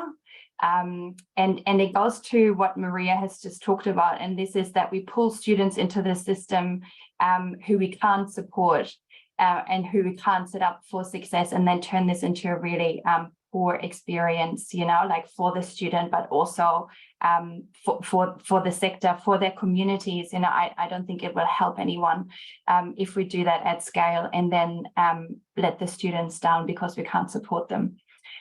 In terms of really exciting things that are in there, two things I will call out, and it goes to that same vein. So it is around informed choices, and that is called out explicitly. So supporting aspiration and potential.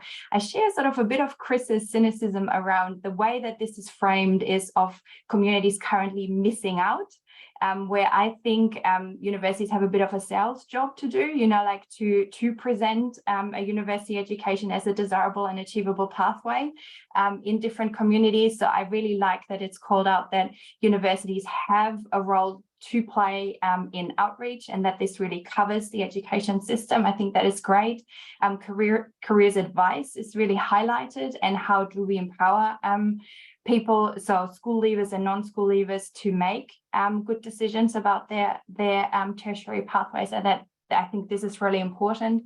And the other one that is front of mind in the report is addressing student poverty, and really addressing the costs that current students bear, and equity students bear a disproportionate cost in terms of dollars, in terms of the financial commitment, in terms of the time that they put in, and commuting, again, is explicitly called out in the report. And also the really important identity piece, and what that means, to move away from communities, to move away from country, to take up a university education. I think we shouldn't underestimate that.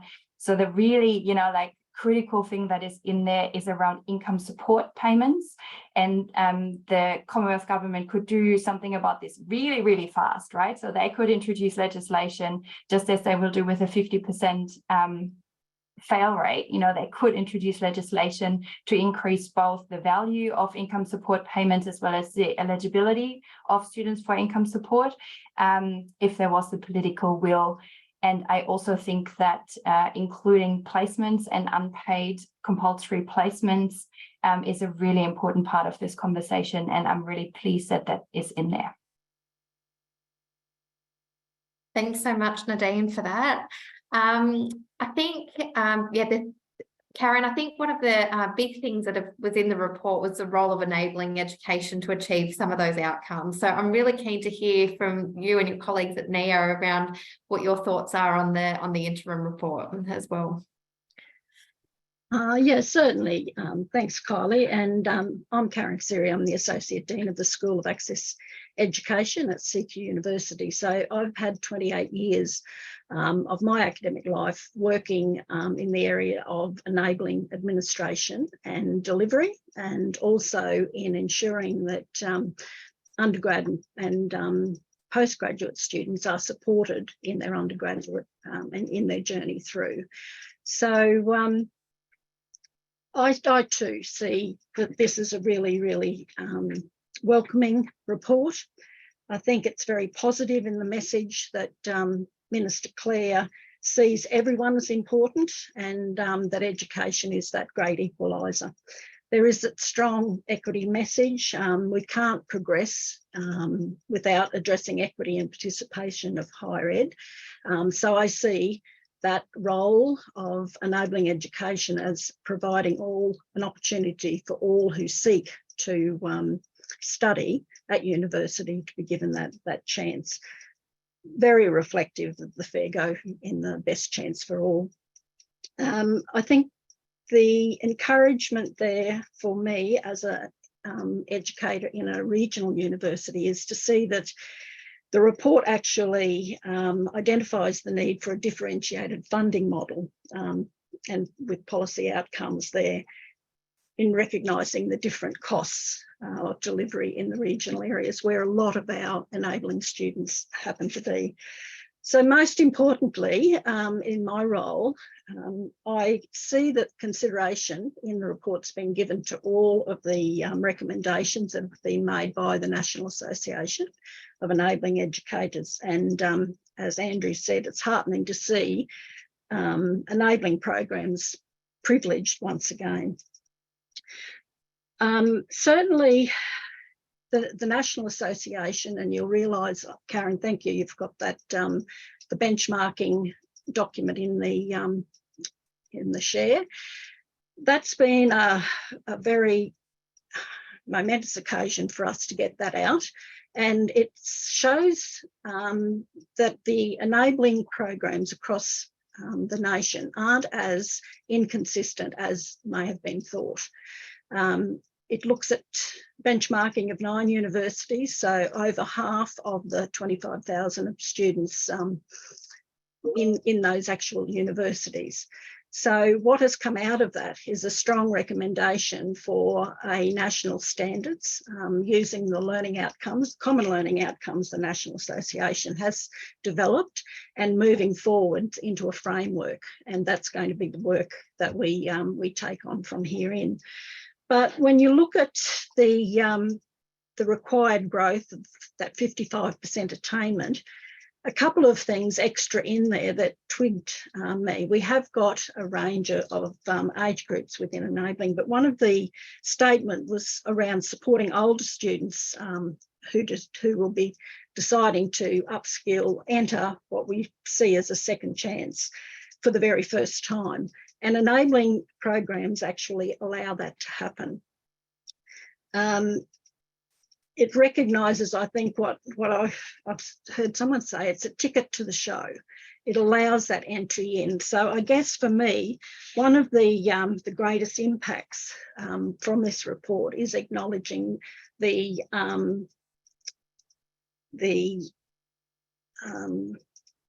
decision to move off from the 50% pass 50% pass rate, sorry. What we find there was there's currently about 13,000 students who are at risk of being affected by that rule, and many of them, the majority, are from underrepresented groups.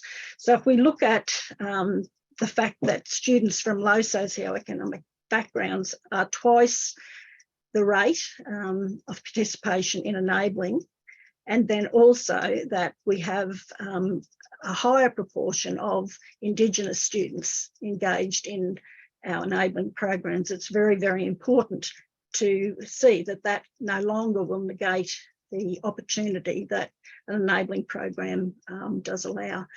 When you look at that, any enabling student needs that time to work out what the lie of the land is for undergraduate study. And if we cut them off too short in 4 courses, the minute that there's 50% failure rate in 4 courses, that's totally taken away from them. And should we have done that in the past, historically, what we would have a very reduced number of alumni and academic and professional folk within our communities. because they do take time to find their way, to get past that imposter syndrome, etc. So my view on the Accord is that it's opening up and strengthening the opportunity of enabling to make that contribution that we know we can to the sector. Thanks, Chloe. Yeah, thanks, Karen. We could see a lot of NIA's recommendations as we were reading through the report. So really important work. Thank you. Darlene, there was I mean, there's been a bit of conversation in the chat about the equity groups that are included. You know, the report was pretty silent on a holistic approach to and looking at how equity groups are kind of identified. However, it was great to see disability called out because it's been invisible from that national policy equity setting for the last few years. I'm really keen to get your thoughts and ADSET's thoughts on the report. Right. Thank you, Kylie. And it was heartening to do the Control F, which I do with any government report, and put disability in, and to see that it was mentioned more than once, and nearly up to nearly 30 mentions, which is absolutely fabulous. Although, you know, a lot of it was, yeah, anyway, but it was great. So really excited to have the, you know, equity at the heart. I feel like, you know, we've been in a desert really in talking about equity in the higher education sector. I've been working in the sector now for 18 years. And yeah, the change recently to that punitive model and not supporting students to stay at university has been really challenging. So I really welcome, and I know ADSET welcomes the 50% rule change, and that was, you know, one of the key recommendations to happen now. That's really exciting. We do hear regular stories of students, especially on the autism spectrum or mental health conditions, who actually can struggle in that first experience at university. And yeah, I think Minister Clare kind of said that quote yesterday or something. It just seems counterintuitive that we're actually kicking students out instead of actually supporting them to pass.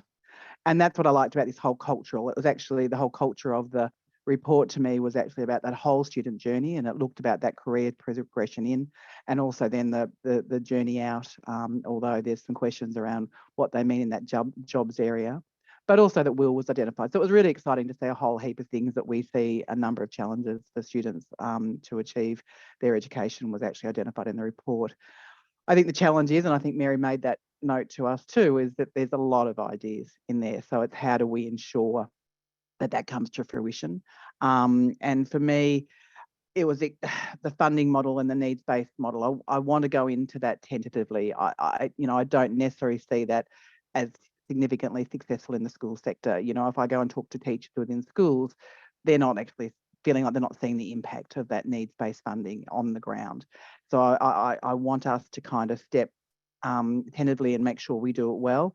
I think we need to ensure there is accountability and the expectation, you know, is set right from the beginning, and that we also share our practice and collaborate as the sector. You know, just when Karen was talking about the enabling programs, you know, there is great enabling programs around it, and you know that their organisation does great jobs in sharing that practice. But you know, we've seen HEP for many years being duplicated around the country with no shared learnings, no real evaluation framework. Is it actually, you know, working?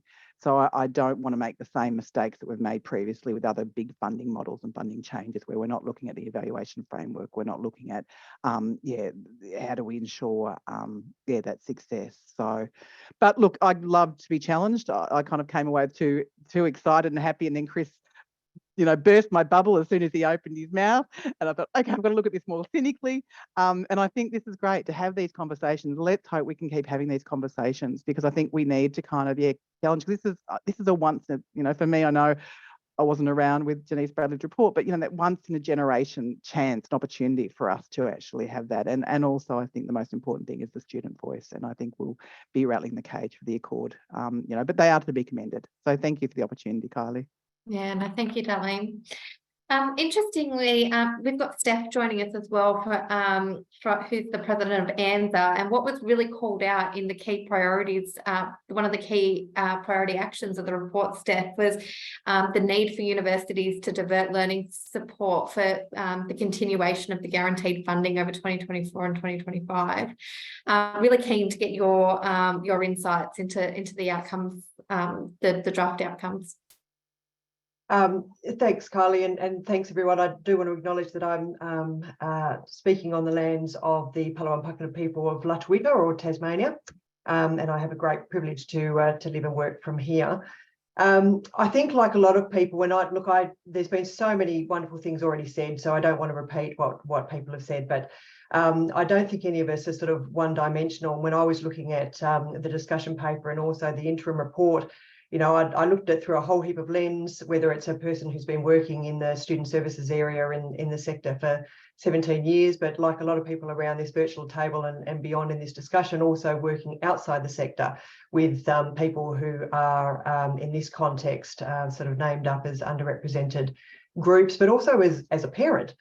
For example, I was looking at it through those lenses as well, but in this context, you know, as the president of the Australian New Zealand Student Services Association, for me, I think there were a few things that you know really jumped out at me and that I really want to call out and perhaps emphasise again, although colleagues have spoken to these. I mean, firstly, irrespective of any of those perspectives that I'm looking at this from that I just spoke about there's no doubt that we need absolute deep reform in terms of our tertiary education and broader education sort of sector. So like everyone around this table, I celebrate that, I welcome that, and it's very encouraging to see that there's a real emphasis on that.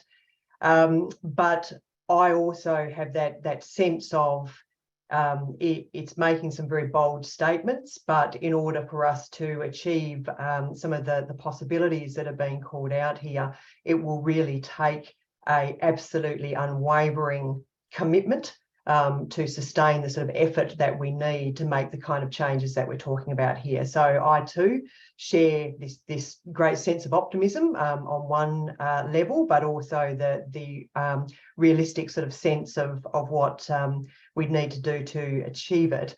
I really appreciate what colleagues have said about the targets, and yes, again, I also love that parity plus. I think that's a wonderful way of looking at it, that these are aspirational targets. We should push ourselves to be collectively accountable to aspirational targets, but also be realistic about achieving those and what it means to achieve those. So the other thing that I'm glad someone has called out, Nadine and others, is we do need to address the real scenario that we have right now in front of us, which is student poverty, affordability, cost of living, cost of studying. That is absolutely real and absolutely debilitating for so many of our students at the moment. And that also, of course, leads into the other very important issue around mental health and wellbeing. You know, if people are experiencing that kind of financial hardship, they are going to be barriers to success in university, and there's going to be huge implications for mental health and wellbeing. So I was pleased that that was all being called out. And like so many other people, they've spoken about this, the obvious things that we can do to address that. About looking at the income support for students, looking at reforming the 50% rule is a no-brainer. Thank you, and I think everyone is celebrating that's being looked at. How we have a fee structure that is more equitable and sensible, I think, has been called out and is really welcomed. And those things, I agree. I think someone else said, I think it might have been Nadine again, that for me, I think those are quick wins. Those are things we can make a decision about and do now that will have impact on our students now and will have impact on people for generations to come. So for me, if we're looking at quick wins, that's a really obvious one. And another one that's a quick win, and even Verity spoke about this earlier, and a number of people have touched on it. I feel very strongly that there's a real opportunity here to go back to some basics and some fundamentals. And again, I put my Student Services Association hat on here when I say that, you know, nationally, as well as there's some reference to some global, you know, good practice examples, but the things that we need to do to be genuine about supporting student success, these are things that there's a lot of evidence around. There is a lot of good practice around, but it does require us to have a funding model that allows us to put the staff and student ratios in place for teaching staff and support staff that are appropriate to the underrepresented groups that we're talking about, and commit to that and sustain that. So others have talked about HEP funding, and we have SAF funding, we have ISSP funding, so we have sources of funding, but ensuring that if we're having a relook at our funding model, that the funding is channeled where it needs to go, so that we are genuinely supporting these students to be retained and to be successful. So those things, again, I celebrate seeing them there, but I'm realistic about the work that needs to go into to ensure that that happens. So to my mind, a lot of these things can be relatively quick wins. They can be decisions that we can make that will make impact now. And then I also welcome, and I'm sure my ANZA colleagues will welcome, the opportunity, as people have said, that there are other broader possibilities, and we've got an opportunity to inform those and shape those over the coming months, which is absolutely fabulous opportunity. Thank you, everyone. Are there any, I'm going to throw this one open to the panel. Are there any areas that you fundamentally disagree with in the report, or areas that you feel like we're potentially silent that we need to call out? And I'll leave it to the panel to stick their hand up about who might want to take that one on.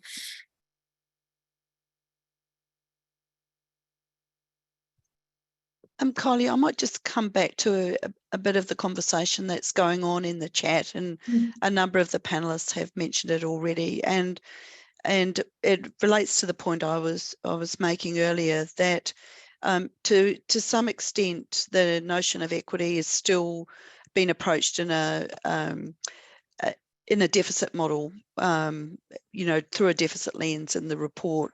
And I think it's inherent on all of us to find a new way of talking about it that addresses equity concerns, but equity writ broadly and largely to be more inclusive and representative of our country.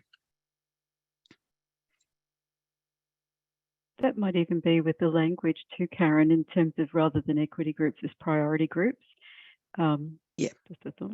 Yeah, I like that term. Yeah, I agree, Karen. I mean, the 6 groups that we refer to are they're very blunt groups. I mean, I know Darlene would be able to speak more informed than I would, but the term disability in no way captures the diversity under that term and the particular needs of that student group. And quite frankly, I think we need to move on from these categories. I mean, they just do not sum up the diversity in our student population. And it's something that's been brought up again and again in the chat. I think there's an interesting point around the layers between universities and the communities as well, in terms of being this elite institution. So universities, and it's written through the report, talk about engaging with their communities. And the question I ask is, have anyone ever asked these communities if they can be owned by those universities? It's very paternalistic to think that these institutions are doing something to communities rather than with them. And I think the mission-based compacts component is exciting in concept, but I think the devil's in the execution. It's just like sort of the CUC, it's a very simple concept, but it's really complex execution with all of the different communities and other elements. So I think there's still that language around ownership of both students and communities, which personally I find quite problematic. Chris, I agree there. Sorry, Nadine. But it was also exciting to see that, because, that sense of the universities being overtaken by the bean counters and being, not based in community, that I feel like we've moved away from that culture of the university for good. It's about university for making money, in a negative sense. And I think, that was heartening to see that kind of written there. But I think we need to, once again, go tentatively into that and make sure that we see some of the challenges that exist. So, and it is difficult, going back to Sarah's point around labelling and equity types. And I loved Karen's word about a democratic, democracy, a university of democracy.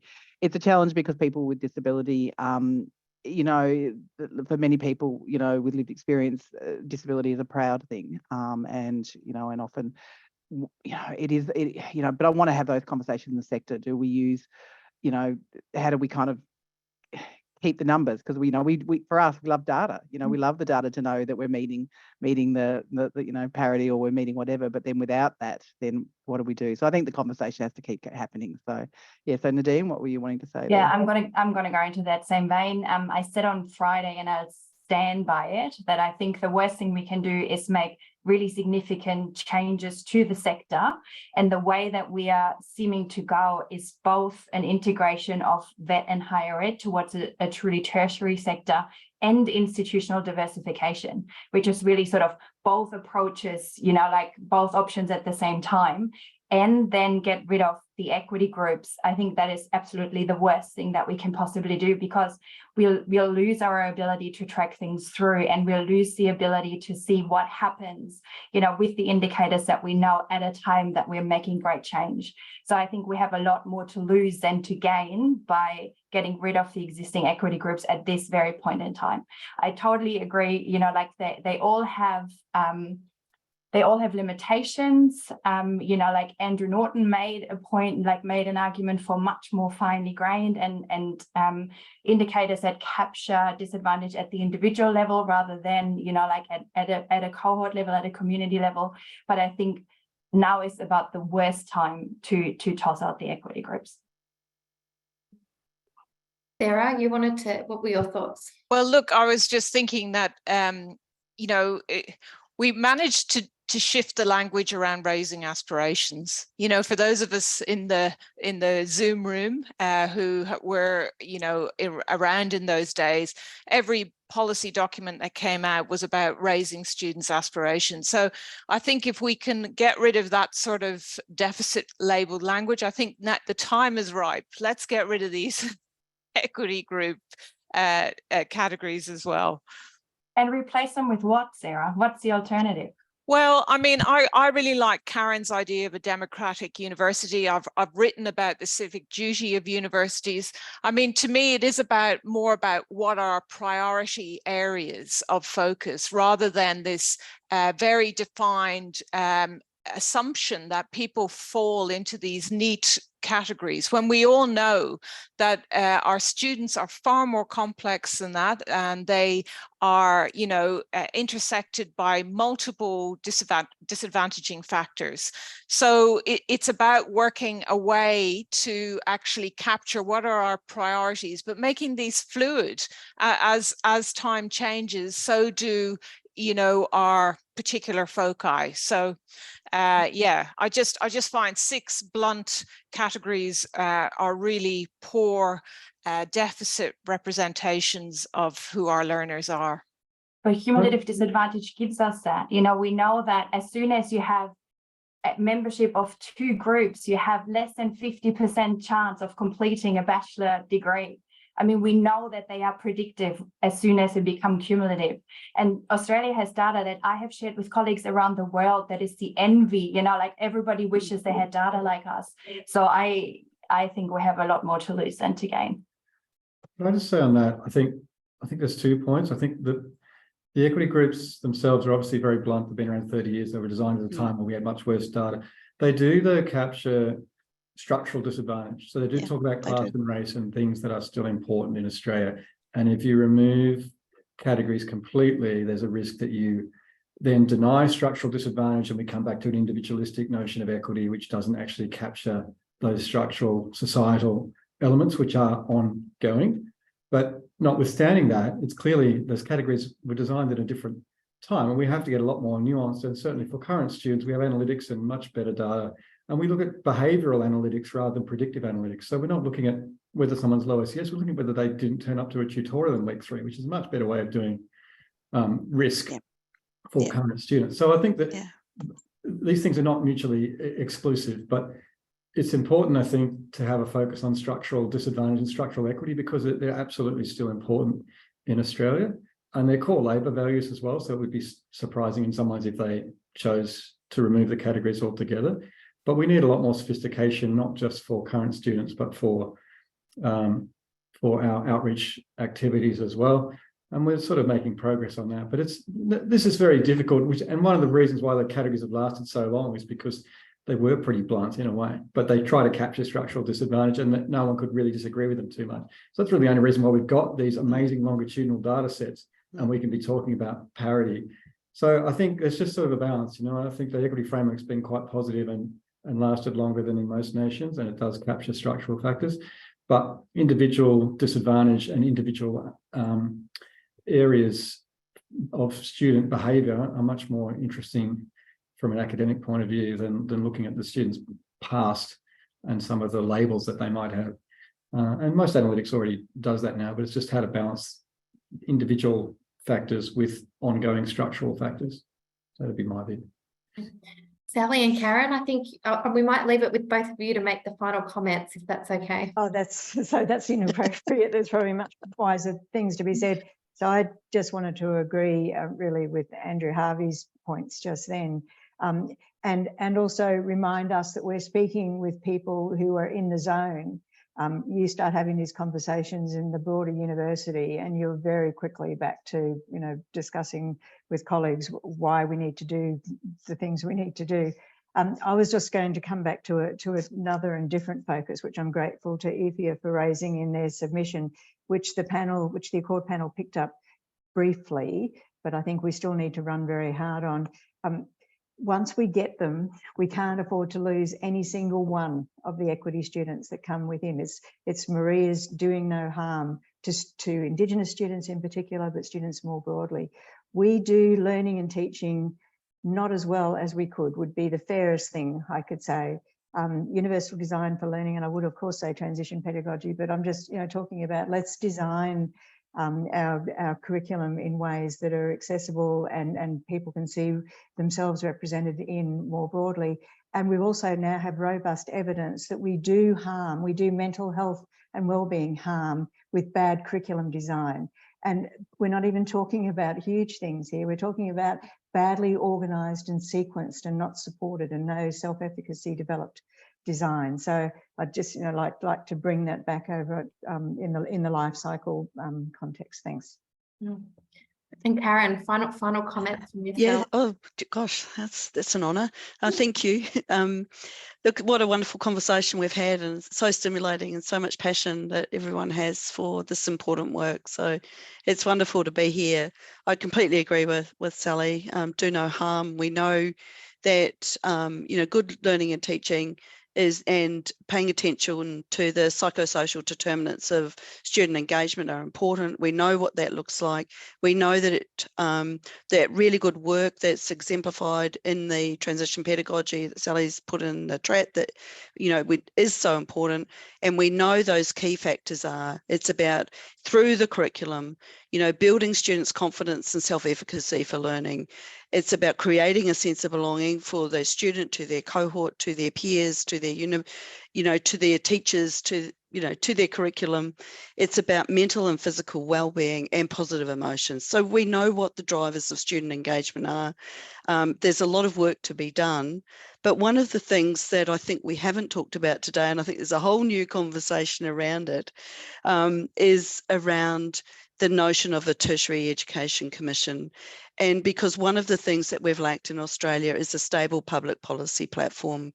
And certainly I would welcome that kind of notion. And I take, Chris, your point on before, that it has to be a holistic and inclusive consideration within that commission. So the stakeholders and representatives within that commission need to represent the whole community, the whole population, the whole of Australia. And I go back to my point about a democratic approach to higher education systems. And I believe that this report is the genesis of that work, important work that we really need to do. So thank you. Thank you. So thank you so much to all of our speakers and panelists today. Just a mammoth effort and commitment to staying up late in the evenings, online this morning, and for your time today to kind of really dissect for our colleagues in the sector around what some of the key insights around the Accord are. I think what we can tell from that second half of the conversation is that there's no silver bullets here, and there's going to be some really different opinions across the sector in responding to this accord process. And I think it's really important for all of us to approach that and have these robust discussions over the coming weeks, so that what we get at the end of this process is the best product possibly for our staff and our students in the higher education sector. A copy of this recording will be made available to everyone, so it will be available on the website and we'll send it out. And then EPHEA is also got a Slido that's available, which we'll send out afterwards, which will help inform the development of our draft submission as well. And we'll be running a number of roundtables over the next couple of weeks to really unpack some of these issues in a bit more detail. So we would really, really welcome all of your attendance and all of your great ideas, and the chat's just been going off. And you know, so there's some really good conversations I think to be had around this over the next few weeks. So as I said, today was really about just getting us all on the same page, having an equal and accessible playing field in accessing this information in a freely available way, Sally. And a huge thank you to our STARS colleagues and all of our panelists again, and we're really looking forward to continuing these conversations. So have a great afternoon, everyone, and thank you again. Thanks, Kylie.